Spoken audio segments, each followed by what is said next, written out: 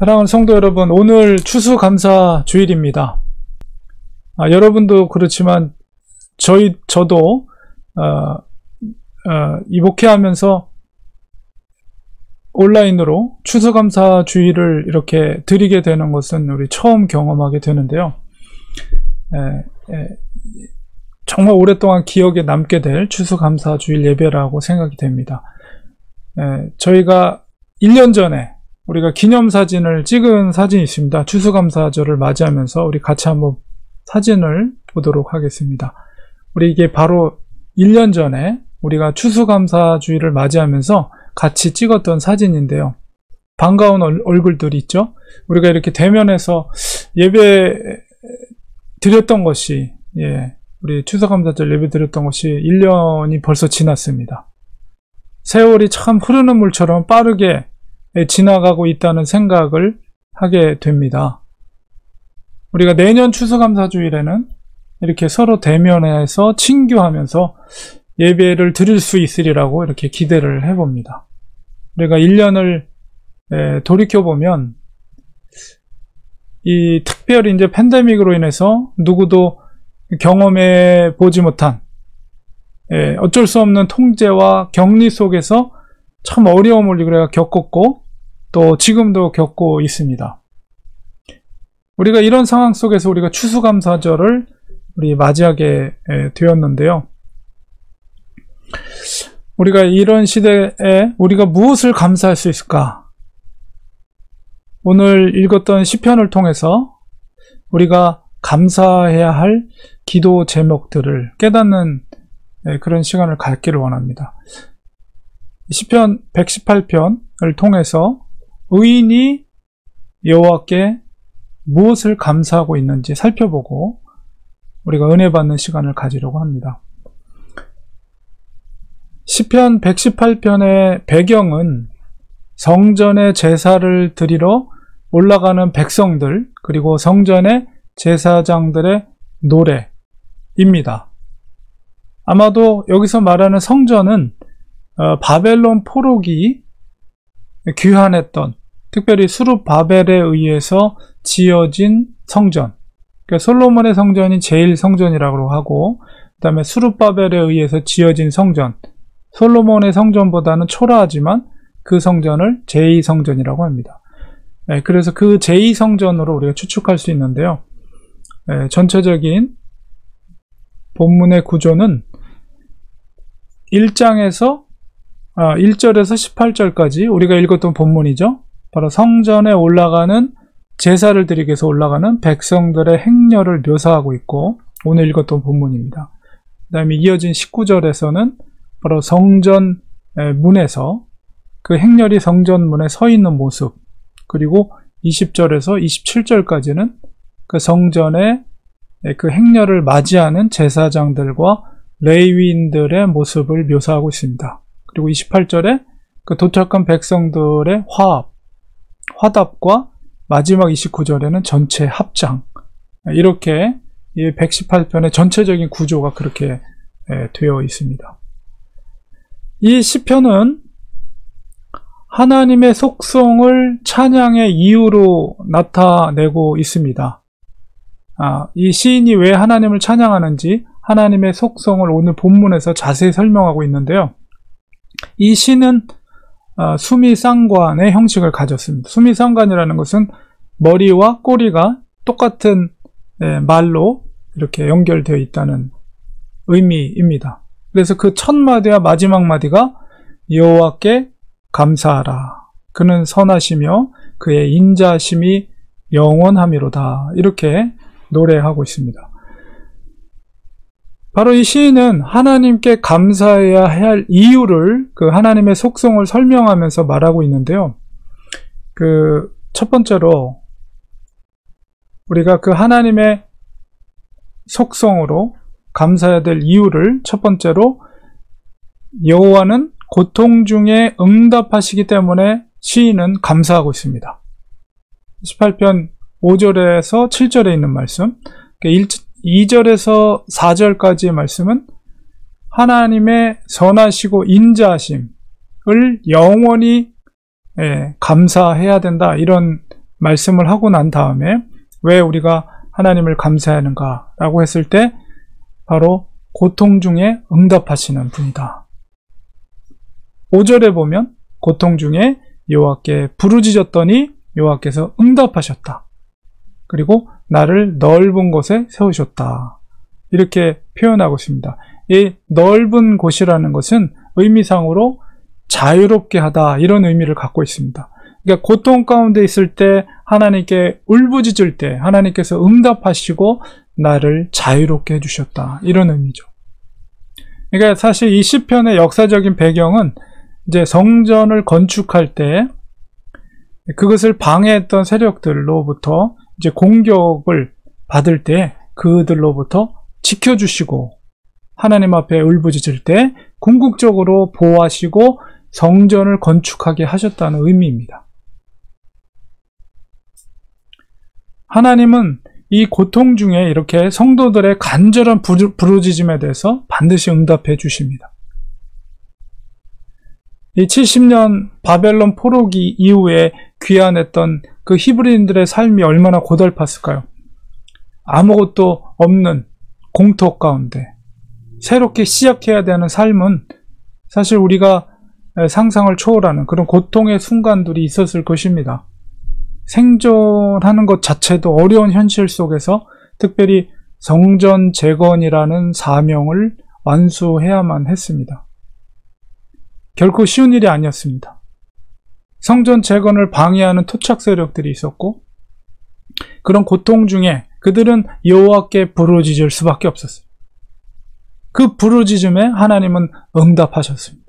원수들로부터 그들을 지켜주셨고 그리고 성전이 재건되게 하셨습니다.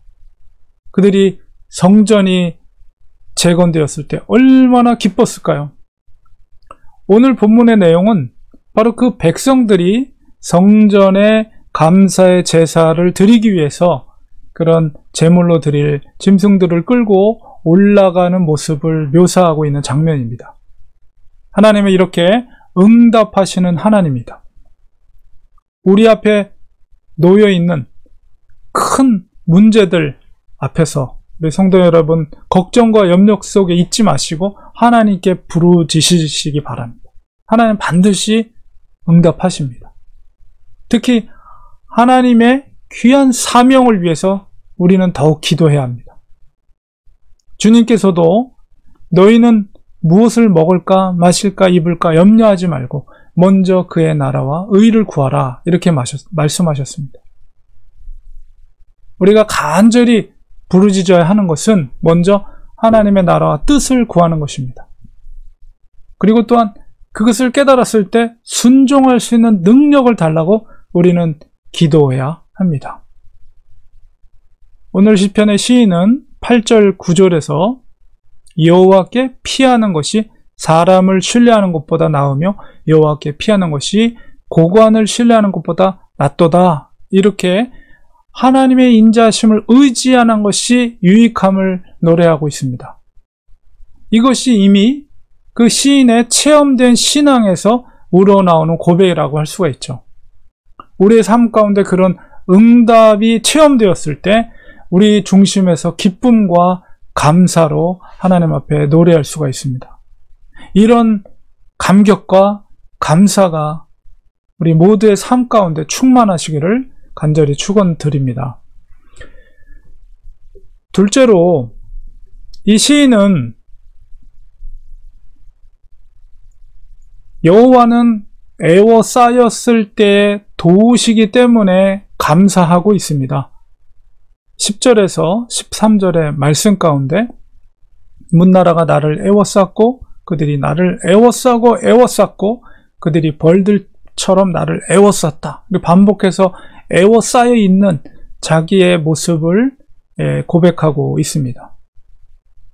마치 가시 덤불이 사방으로 애워싸여 있어서 조금만 움직여도 가시에 찔려서 고통스러운, 그리고 12절에 있는 것처럼 성난 벌들이 벌집을 건들면은 벌들이 성이 나서 벌집을 건든 사람을 공격하는, 사방으로 그 성난 벌들이 공격할 때 얼마나 곤란하고 위험한 상황입니까? 그런 이미지를 이 시인은 노래하고 있어요.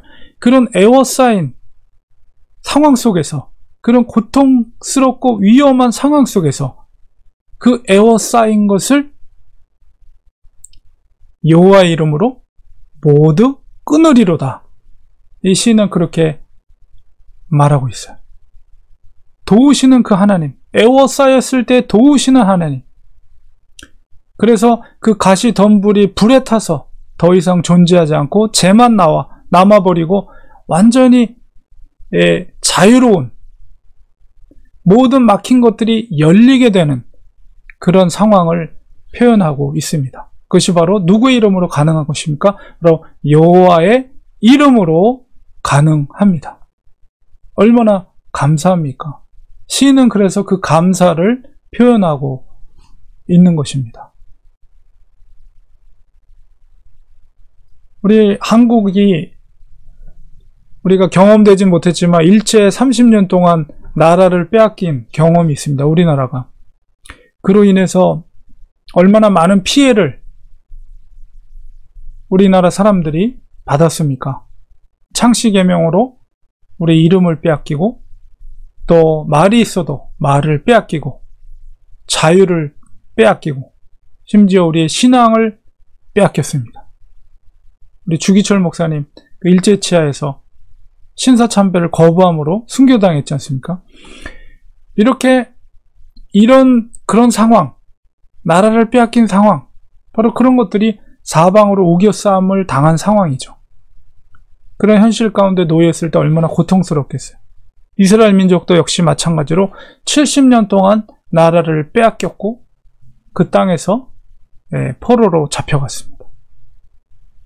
그리고 이제 70년이 지난 다음에 다시 예루살렘으로 귀환했을 때 그들이 나라를 재건하기 위한 과업 가운데 얼마나 고달픈 현실이 놓여 있었어요. 그런 상황 속에서 그들은 고백합니다. 토착 세력들에 의한 공격, 에워싼 세력들, 그 세력들을 여호와의 이름으로 끊으셨다라고 고백하고 있는 거죠.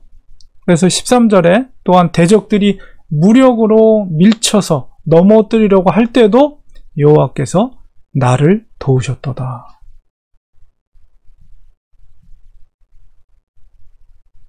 신약 시대를 사는 우리들에게도 사도 바울은 고린도 후서에서 동일한 말씀을 하고 계십니다. 고린도 4장 8절에 보면 우리가 사방으로 우겨싸움을 당하여도 쌓이지 아니하며 답답한 일을 당하여도 낙심하지 아니하며 박해를 받아도 버림받지 아니하며 거꾸로 뜨림을 당하여도 망하지 아니하고 우리가 항상 예수의 죽음을 몸에 짊어짐은 예수의 생명이 또한 우리 몸에 나타나게 하려 함이라. 예수의 생명이 우리 몸에 나타날 때 우리는 고난을 능히 이길 수가 있습니다. 우리는 연약한 질그릇 같은 존재이지만 우리 속에 예수 그리스도께서 계심을 우리가 믿을 때 우리의 인생은 가치 있는 인생이 됩니다. 그리고 그 보화 대신 예수 그리스도로 인해 우리는 기뻐하고 감사할 수가 있습니다. 구약의 백성들이 여호와로 인해 기뻐한 것처럼 우리는 예수 그리스도로 인해서 기뻐하고 감사할 수가 있는 것입니다. 세 번째로 이 시인은 여호와의 권능으로 의인의 생명을 구원해 주셨기 때문에 감사하다라고 14절에서 18절까지 말하고 있습니다.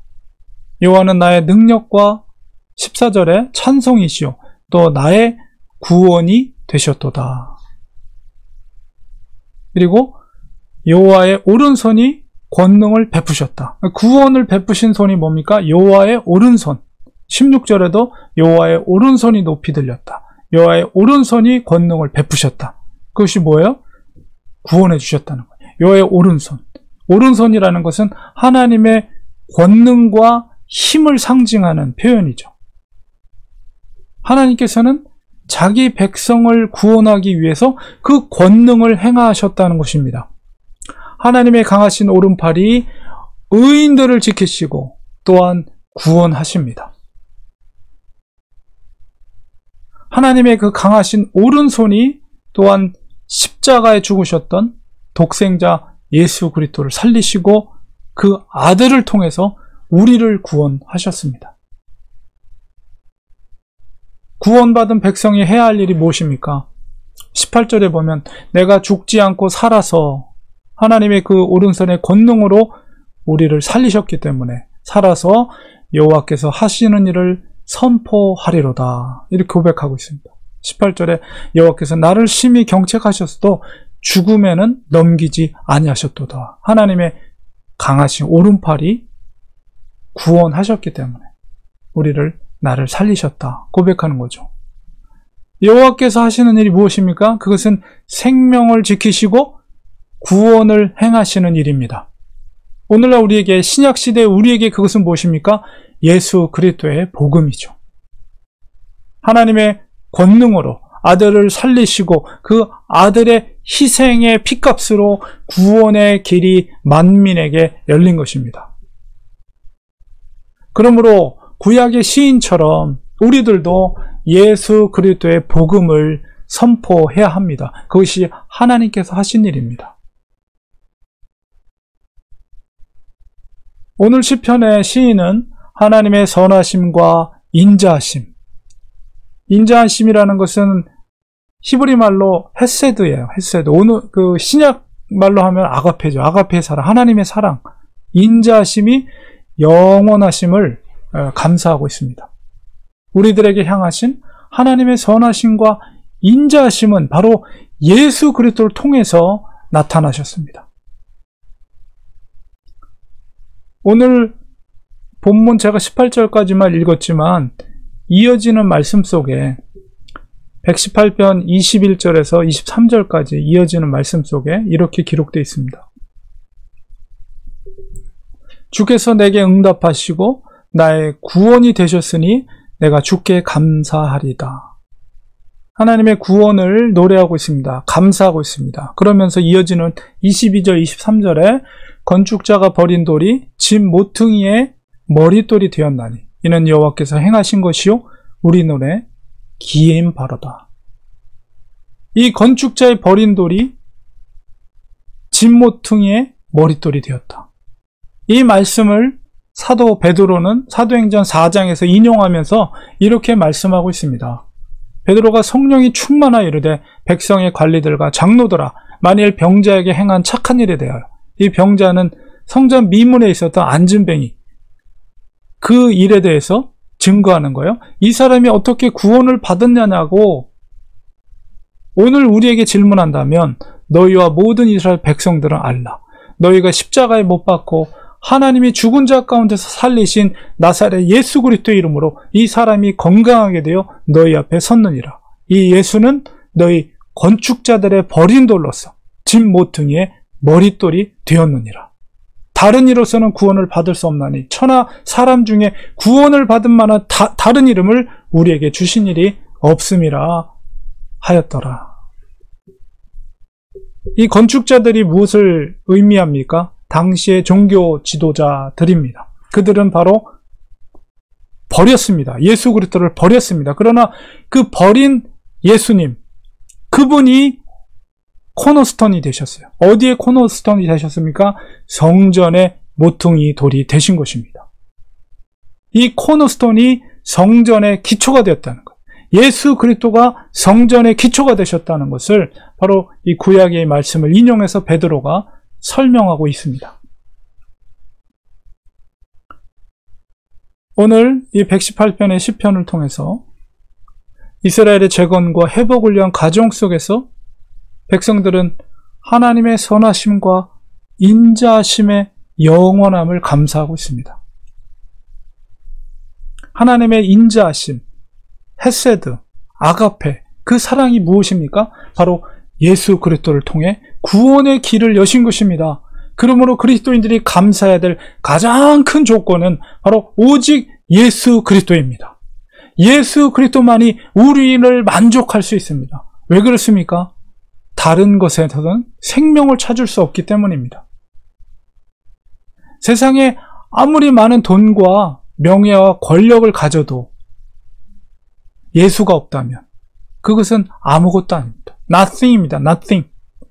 그러나 사람들이 보기에 아무리 비천한 삶을 사는 것 같아도 그 중심에 예수 그리스도가 계시다면 그것은 모든 것입니다. Everything, 모든 것을 가진 자입니다. 왜냐하면 그 안에서만이 생명과 구원이 있고 모든 것이 되시는 하나님의 유업을 받을 수 있기 때문입니다. 결론을 맺겠습니다. 감사는 감사를 부르게 되어 있습니다. 그리스도인의 감사는 외적인 조건의 감사가 아닙니다. 믿음의 감사입니다. 하나님의 사랑 가운데 거할 때에 반석 같은 믿음에 서게 됩니다. 그 믿음은 어떤 상황 가운데도 감사를 고백하게 합니다. 초대교회 서머나 교회 감독이었던 폴리갑이라는 감독이 있었습니다. 그분은 86세에 순교를 당했어요. 살아있는 상태에서 화형되어 죽어가면서 그가 고백했던 것은 일평생 신실하신 주님의 사랑에 감격하면서 그가 감사의 기도를 다음과 같이 드렸습니다.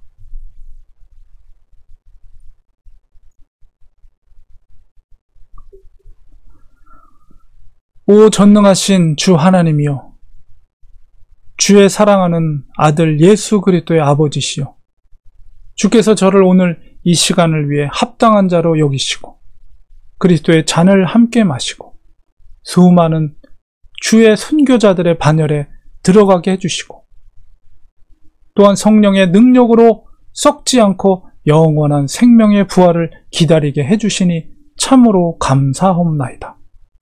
영원토록 신실하신 주께서 미리 예정하시고 저에게 보여주신 대로 오늘 저를 주 앞에 향기로운 제물로 받아 주시옵소서. 이 모든 일에 대주를 찬송하오며 주께 영광을 돌려옵니다. 영원히 살아계신 예수 그리스도와 성령님께 지금부터 영원토록 영광이 있을지이다. 아멘. 마지막 86세의 노 감독이, 교회의 대표가 되는 감독이 순교의 자리에서 그가 기도했던 것은 감사의 기도였습니다. 내 사랑하는 성도 여러분, 폴리갑과 같은 믿음으로 모든 범사에 감사하시는 성도님 되시기를 주의 이름으로 간절히 축원드립니다. 우리 기도하겠습니다. 하나님, 주님의 은혜를 감사합니다. 우리가 감사할 수 있는 것은 조건의 감사가 아닙니다. 우리 중심에 있는 예수 그리스도로 인한 그 믿음으로 고백되어지는 감사임을 고백합니다. 그 믿음이 있을 때 어두운 지하 감옥 속에서도 사도 바울은 감사했습니다. 폴리갑은 화형당해 죽어가는 상황 속에서도 하나님께 감사의 기도를 드렸습니다.